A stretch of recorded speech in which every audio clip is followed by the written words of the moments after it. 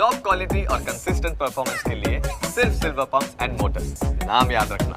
तो आ तरफ गुजरातनी રાજનીતિના અઠંગ ખેલાડી એવા શંકરસિંહ વાઘેલા ફરી એકવાર મેદાને ઉતર્યા છે। ફરી એકવાર તેઓ રાજનીતિમાં પ્રવેશી રહ્યા છે। સ્થાનિક સ્વરાજ્યની ચૂંટણી પહેલા શંકરસિંહ વાઘેલા ફરી સક્રિય થયા છે। પોતાનું રાજકીય અસ્તિત્વ ટકાવી રાખવા નવી પાર્ટી તેમણે બનાવી દીધી। બાપુની પ્રજાશક્તિ ડેમોક્રેટિક પાર્ટીને ચૂંટણી ચિહ્ન પણ ફાળવી દેવામાં આવ્યું છે। શંકરસિંહ વાઘેલા હવે ભાલો લઈને મેદાને ઉતરશે, કારણ કે એમનું ચૂંટણી ચિહ્ન ભાલો છે।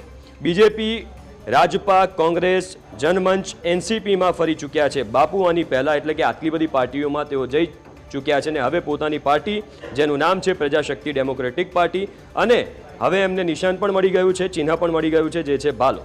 સ્થાનિક સ્વરાજ્યની ચૂંટણી આવી રહી છે, પહેલાં આ બાપુનો ભાલો મેદાને આવ્યો છે।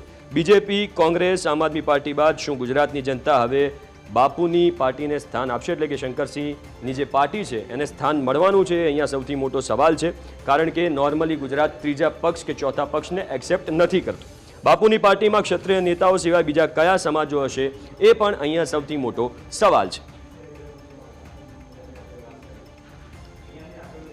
તો આ તમે તસવીરોમાં જોઈ શકો છો કે એક વ્યક્તિ ભાલો લઈને હાથમાં ઊભો છે અને આ છે એક ચૂંટણી ચિહ્ન। કઈ પાર્ટીનું? તો શંકરસિંહ વાઘેલા, જે નવી પાર્ટી તેમની છે પ્રજાશક્તિ ડેમોક્રેટિક પાર્ટી, એનું આ ચૂંટણી ચિહ્ન છે।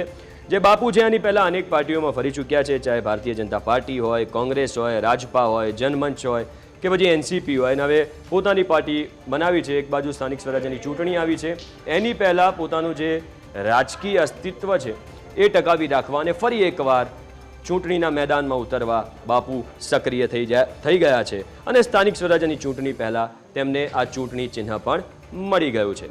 બીજેપી, કોંગ્રેસ અને આમ આદમી પાર્ટી બાદ શું ગુજરાતની જનતા બાપુની પાર્ટીને સ્થાન આપશે? કારણ કે અહીંયા સૌથી મોટો સવાલ છે, કારણ કે ત્રીજો પક્ષ હોય કે ચોથો પક્ષ હોય, ગુજરાતમાં સામાન્ય રીતે અન્ય પક્ષને સ્થાન આપવામાં નથી આવતું, લોકો એક્સેપ્ટ નથી કરતા। પણ આ તો આપણા ગુજરાતના નેતા છે, એક સમયના મુખ્યમંત્રી છે। આપણી સાથે ઇનપુટ એડિટર મયુર માકડિયા લાઈવ જોડે ગયા છે। મયુર, બાપુ ફરી એકવાર મેદાને આવ્યા, નવો પક્ષ લઈને આવ્યા છે અને ભાલો મળી ગયો છે। હવે આની કેટલી અસર સ્થાનિક સ્વરાજ્યની ચૂંટણીમાં થશે?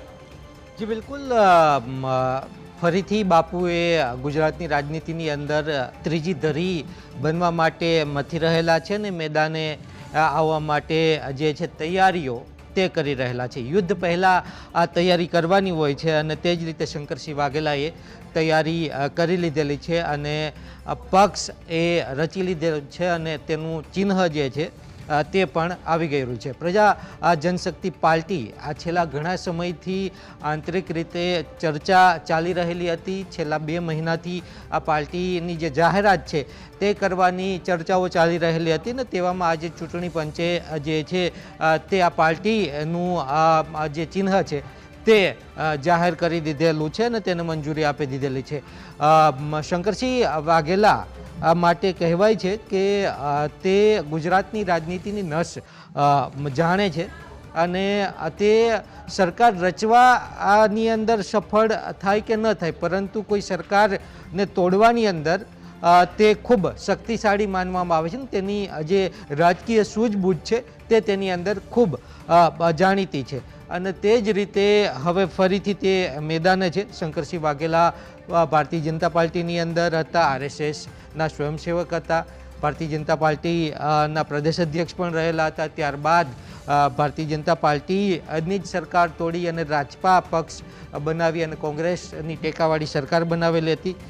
રાજપા બાદ કોંગ્રેસની અંદર તેઓ પ્રદેશ અધ્યક્ષ રહેલા, કોંગ્રેસની અંદર કેન્દ્રીય મંત્રી પણ રહેલા અને ત્યારબાદ તેમને કોંગ્રેસ છોડી અને પોતાની એક જનમંચ કરી અને પાર્ટી બનાવેલી હતી ને ત્યારબાદ તેઓ એનસીપીની અંદર સામેલ થયેલા હતા અને હવે એનસીપી બાદ આ જે પ્રજાશક્તિ પાર્ટી છે તે હવે બનાવેલી છે। હવે જોવાનું એ રહેશે કે આ સ્થાનિક સ્વરાજ્યની ચૂંટણીની અંદર શંકરસિંહ વાઘેલા એક કેવા પ્રકારના જ્ઞાતિગત સમીકરણો સાથે મેદાને ઉતરે છે અને કેવા પ્રકારના સોશિયલ એન્જિનિયરિંગ એ બદલે છે, કારણ કે જે 2022 અને 2024ની જે તમે વિધાનસભા અને લોકસભાની ચૂંટણી જુઓ તો ત્રીજા પક્ષે ક્યાંય ને ક્યાંય થોડો વોટ શેર એ લઈ ગયો આમ આદમી પાર્ટી વિધાનસભાની અંદર તે ધારાસભ્યો પણ તેમના બનેલા હતા અને લોકસભાની અંદર વોટ શેર પણ તે